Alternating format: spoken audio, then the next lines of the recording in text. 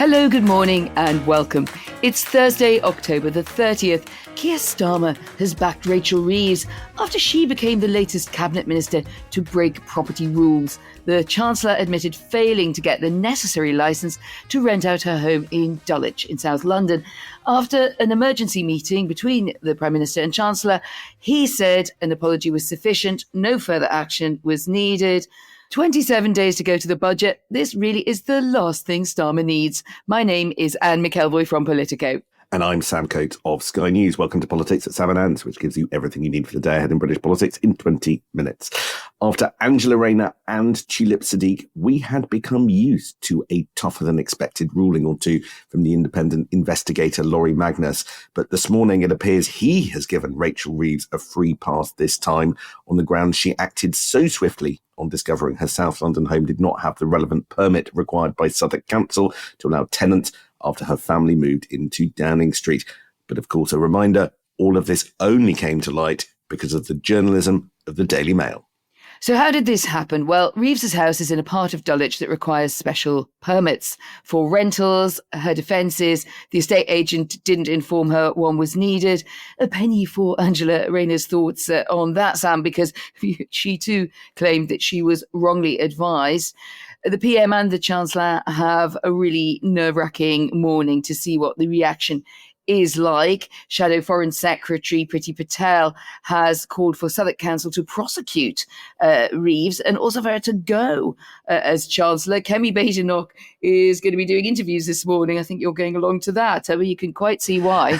Quite right. The news of Rachel Reeves' failure to follow the rules dropped halfway through the annual Westminster pre-Christmas gathering, an award ceremony known as Spectator Parliamentarian of the Year. And the table I was on, you could see people sharing the push alerts, the notifications of the news.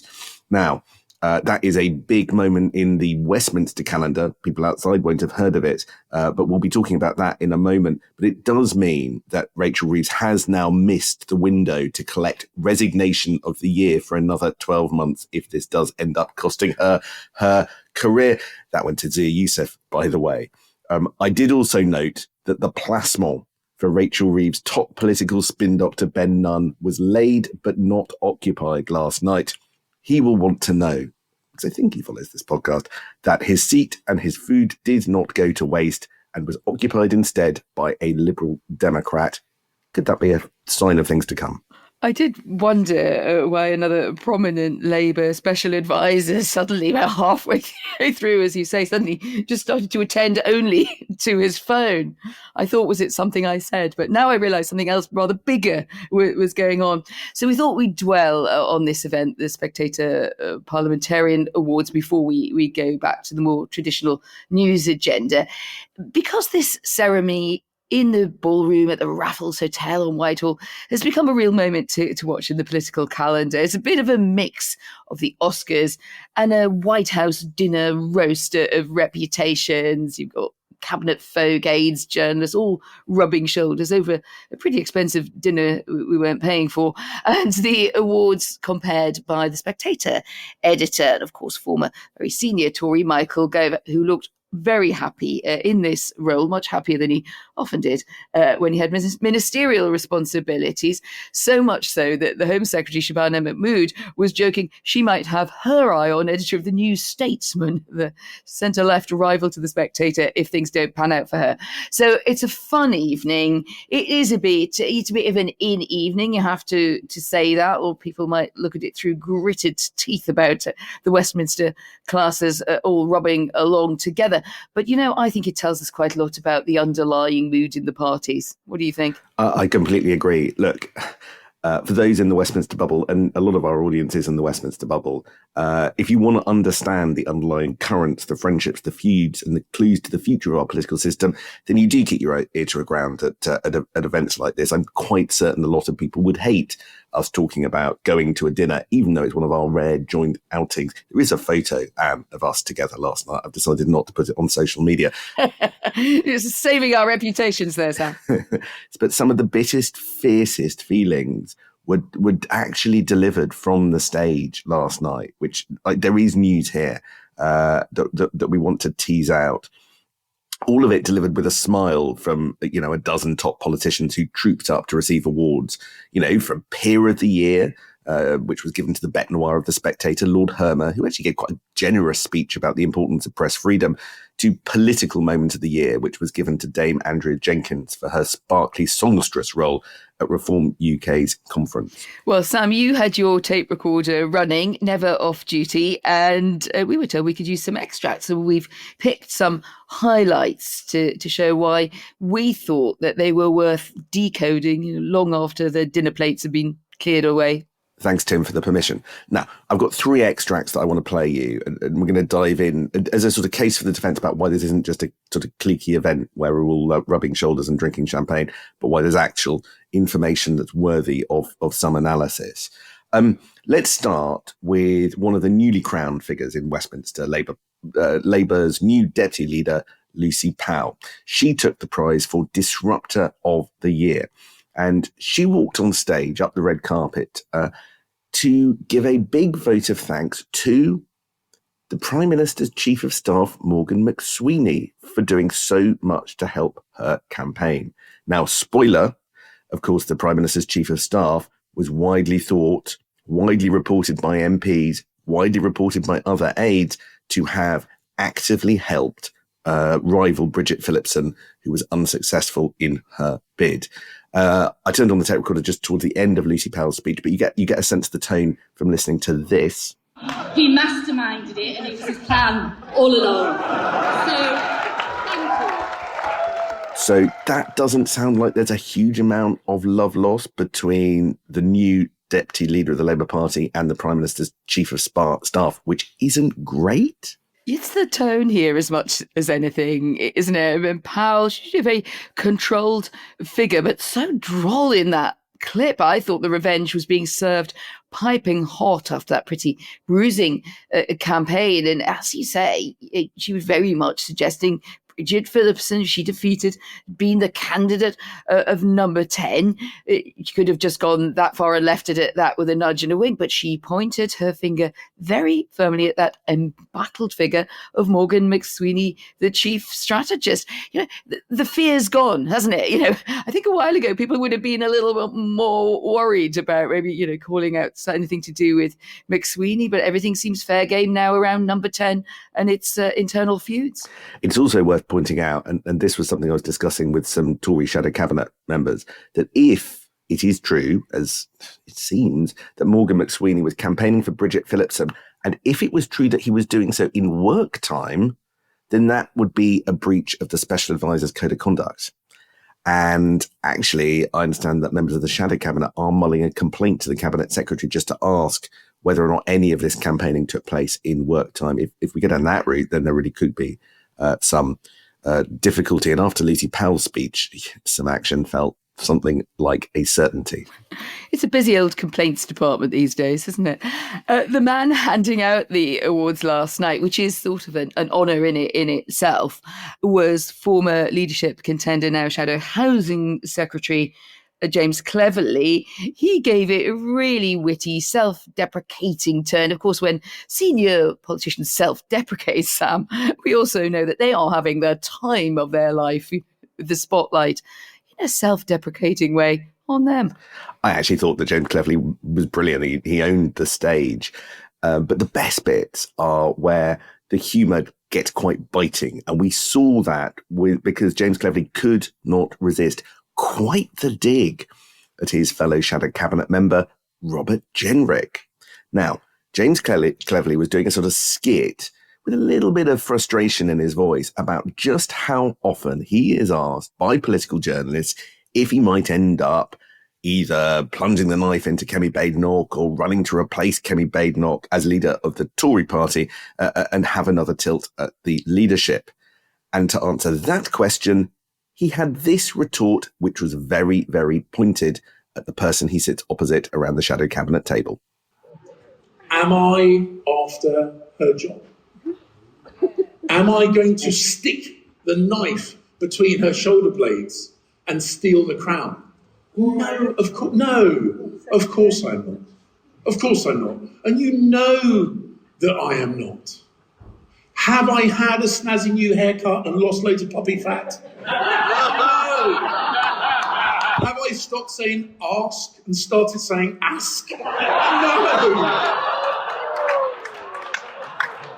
Am I producing viral vigilante videos? No. If I was, maybe you would suspect I'm on manoeuvres. But I'm not. I have to say, I was watching Kemi Badenoch's aides, who, unlike the leader, a former Spectator employee, were in the audience. They were very happily laughing along at James Cleverly's words on this, I have to say. Robert Jenrick was there as well. His speech didn't quite land the same laughs, I thought. What do you make of that Cleverly-Jenrick dynamic? You know, and it's quite the moment to do all of this because we're coming up to the first anniversary of Badenoch's leadership in the next week or so, the moment she can be challenged through letters to the 1922 chairman.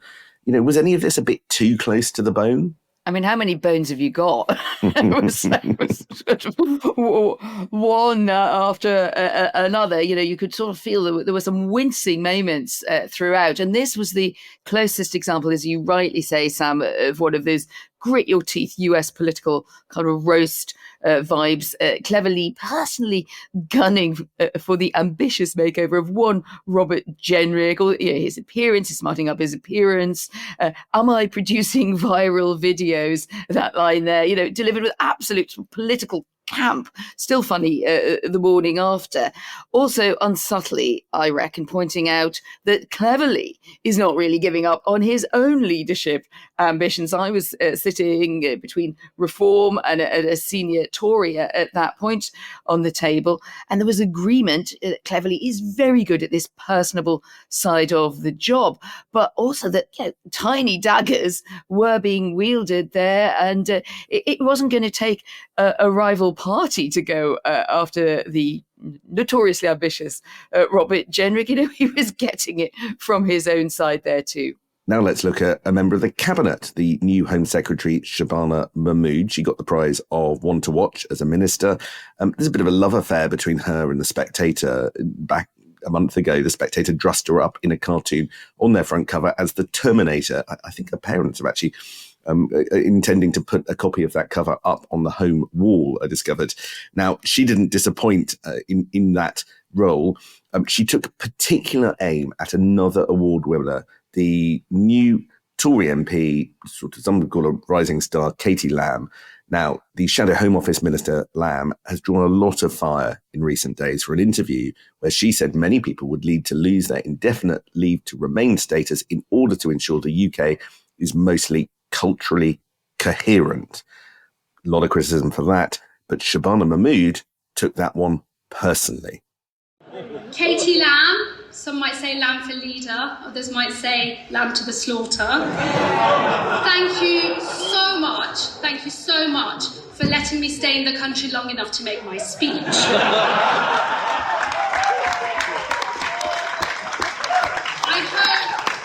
hope I haven't brought too much cultural incoherence to proceedings, and I promise I will refer myself to immigration enforcement on the way out. She certainly did take it personally, and here's a really big example, I think, of someone taking on the comic potential of some trouble that another politician has got themselves into with those comments about cultural coherence from Katie Lamb, also someone who was a bit out of her lane on that, and I think got some blowback inside the Conservative shadow cabinet for those comments, but also making the point, Mahmood, I think, making the point, the dividing line that Labour wants to draw about talking about race, talking about ethnic minorities.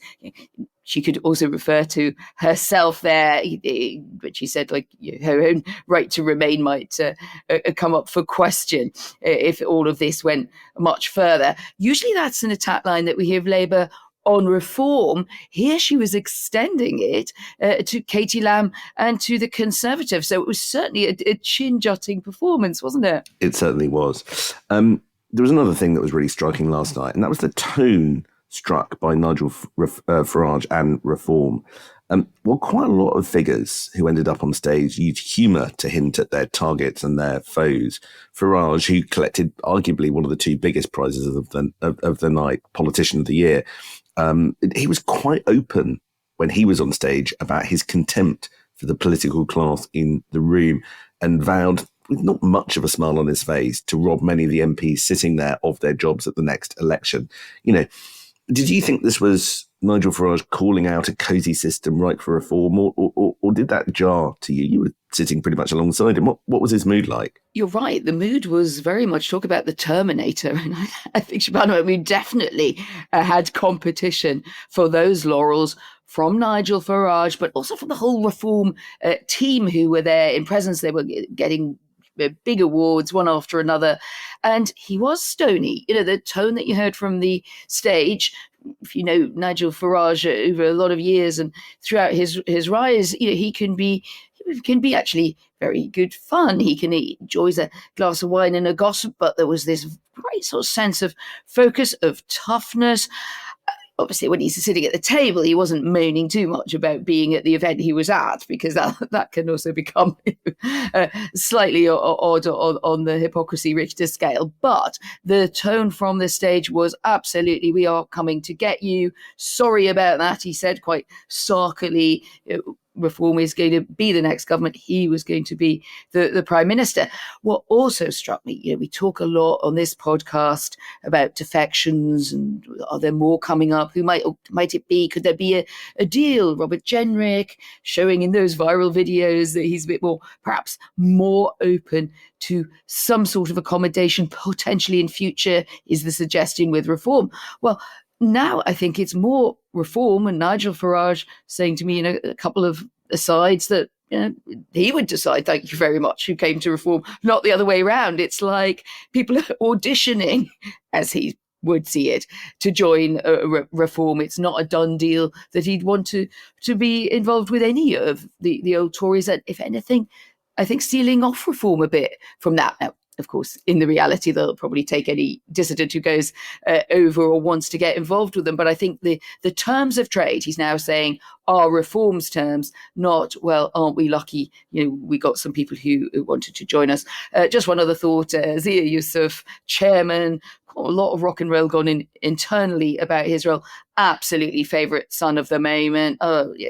Nigel was absolutely, actually got a real smile out of him there when Zia Yusuf got an award. So I think watch out, Richard Tice. It's Zia's pictures that's glued to the family reform fridge at the moment. I find it really interesting just how much Nigel Farage was triggered last night, sort of as he was a year ago at the same event, and it's quite unhim to be slightly less than full charming, as you were just saying. I think it's a reminder that Nigel Farage's relationship with the broader Conservative movement is a complicated one, that the formal Conservative Party and Nigel Farage went their separate ways 30 odd years ago, and there is a sort of chippiness of an outsider there that does surface, and I think I can see why he might get triggered by a Spectator event in the heart of Westminster when he has fought all the way through as an outsider to sort of challenge that.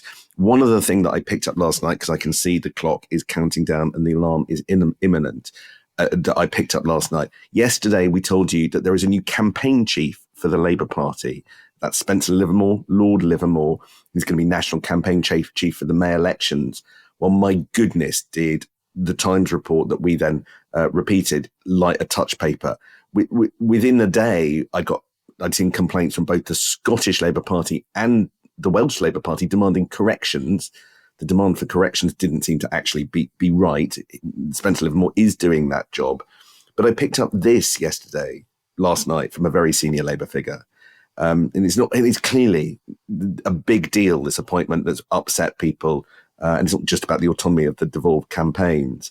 Morgan McSweeney clearly has appointed one of his own in that totally key job. But in doing so, they've got a man who lost the 2015 election, has never been elected himself, and installed possibly not just for May, but for the next election. Here's what one senior Labour figure said to me. He has no experience of being elected, so it's just a number 10 mate club. He can't face MPs, and a lot of the job is facing MPs because he's got no experience of his own. It's madness. And this person said that what they should have done, and this is fascinating, is, if the leadership, Morgan McSweeney in particular, really disliked Lucy Powell, as Lucy Powell suspects, then they should have made her the chair of the May elections and then watch as they inevitably go terribly wrong and sideline her after that. But they've missed her opportunity, and now her power base probably gets a boost as she can stand from the outside and point the finger.